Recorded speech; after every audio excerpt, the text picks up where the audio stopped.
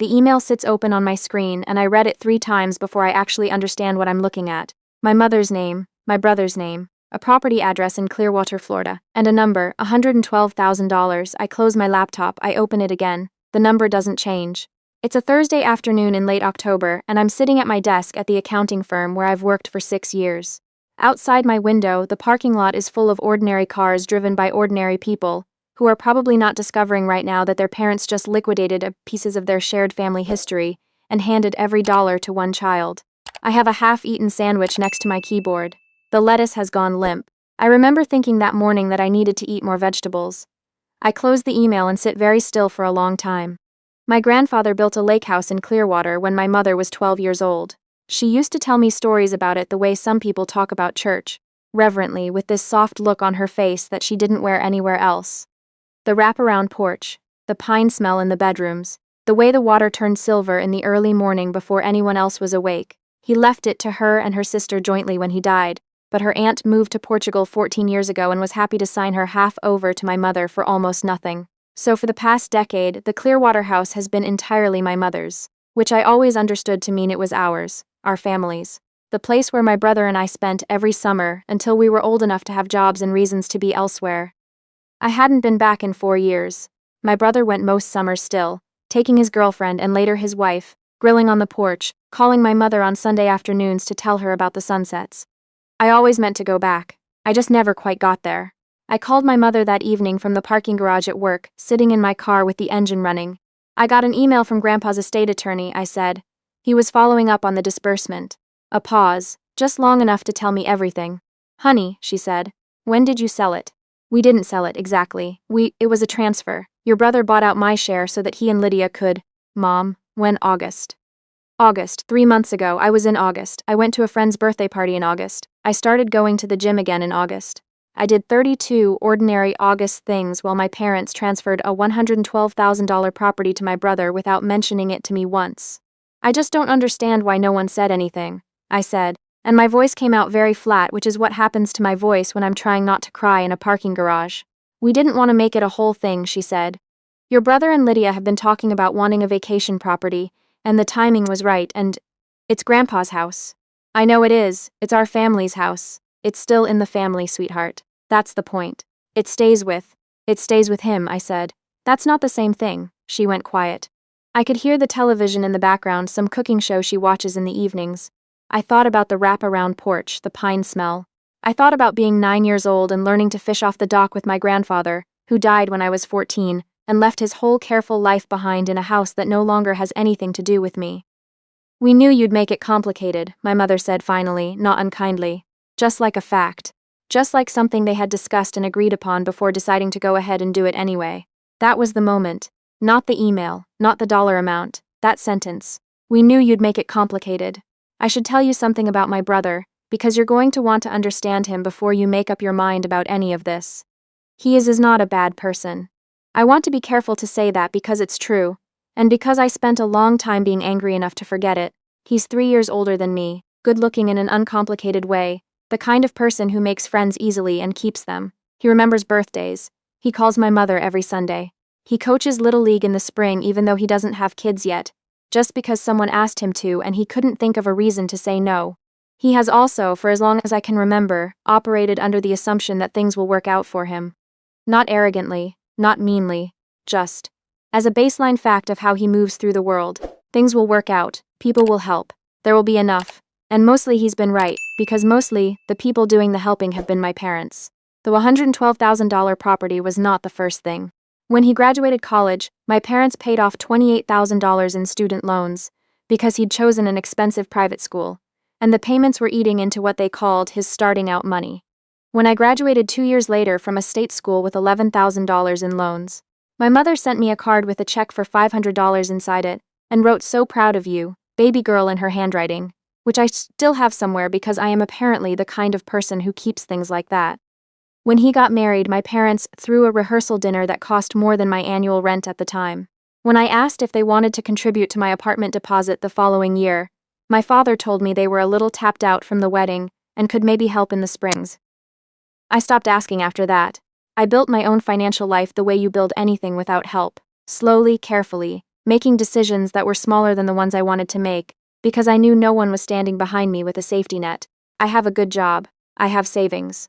I bought my own condo 2 years ago with no contribution from anyone in my family, and I was proud of it the way you're proud of things you did yourself, which is a specific kind of pride that I think is maybe different from the kind you feel when someone hands you something. I never said any of this out loud. I told myself it didn't bother me. I told myself my brother needed more help and I needed less, and that was just how families worked, and I was the one who made choices that led to independence. So why would I want someone to undo that? But here's what I actually knew. Somewhere under all of that, it bothered me. It had always bothered me. I had just been very committed to pretending otherwise, because the alternative was being the kind of daughter who made things complicated. I didn't call my brother right away. I gave myself a week, because I have learned that I need a week between finding out something upsetting and trying to have a conversation about it. Otherwise, I say things that are true but unhelpful. I used the week to call an attorney.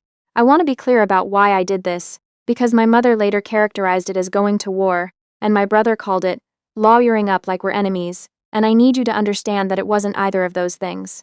I called an attorney because I work in accounting, because I understand financial documents, and because the email from the estate attorney had included some language about the property transfer that I wanted to make sure I was reading correctly. My grandfather's will, it turned out, had included a clause, not a dramatic one, not the kind of thing you'd build a lawsuit around. Just a sentence that said the Clearwater property, if ever sold or transferred, should be divided equally among my mother's surviving children. My mother had apparently been advised of this clause when she inherited the property. She had apparently chosen not to mention it. My attorney, a small, precise woman named Dr. Well, she asked me not to use her name, so I'll just say she was the kind of person who reads documents very carefully and has a low tolerance for people who don't, told me I had options. Not large, dramatic options, not the kind that end in courtrooms and estrangements, but options. You could negotiate, she said. The clause isn't airtight, but it creates enough ambiguity that a reasonable family might want to resolve it without involving the courts. What does resolving it look like? An acknowledgement that you were owed a share. Some form of compensation. It doesn't have to be the full value.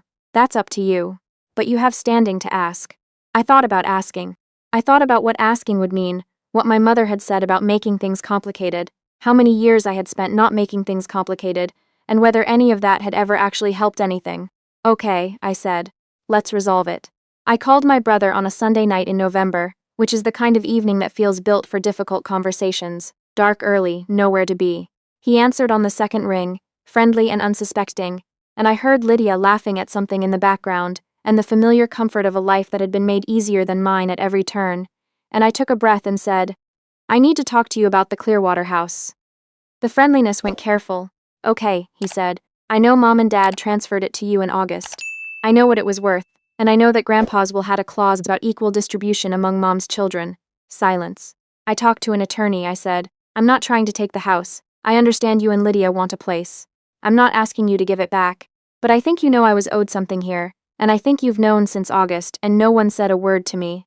It wasn't, he stopped, started again. Mom said I'd make it complicated. Another silence, this one longer. She told you that. She told me that. I heard him exhale, and then something unexpected happened, which is that my brother said, You're right, I should have said something. Just that, plainly, without decoration. I had been prepared for a lot of things. I had not been prepared for that. I told Mom it felt weird, he said. She said you were doing so well on your own that it would be more insulting to offer, that you'd see it as charity. He paused. I think I wanted to believe that because it was easier. It would have been easier for you, I said. Not cruelly. Just as a fact. Yeah. He was quiet for a moment.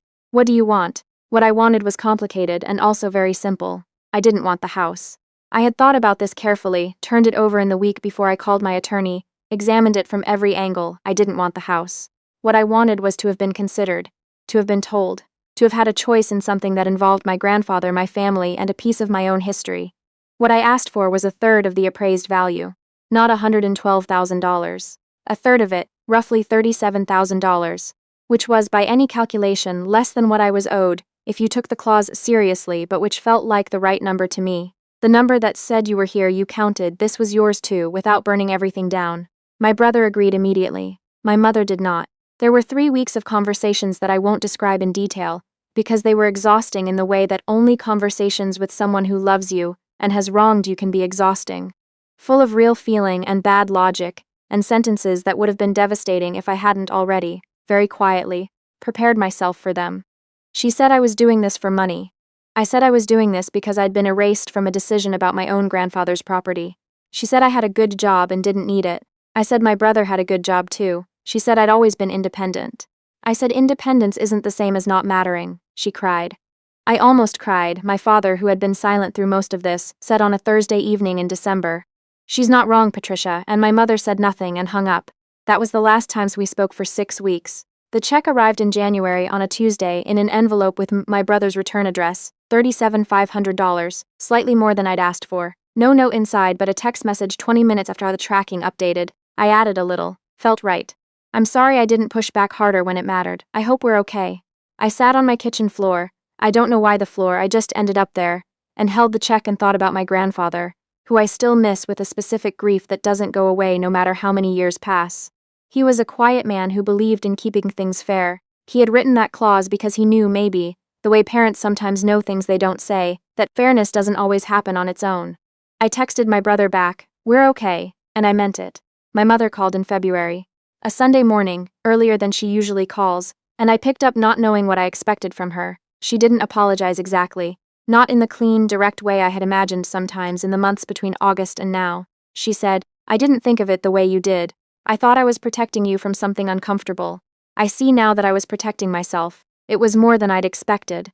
It was less than I'd hoped for. I think that's what truth usually is." I told her I appreciated her saying it. I told her I loved her. I meant both of those things. We talked for 40 minutes about other things, her garden, my job, a book she'd been reading, and at the end she said carefully, "Are you planning to come down for Easter?"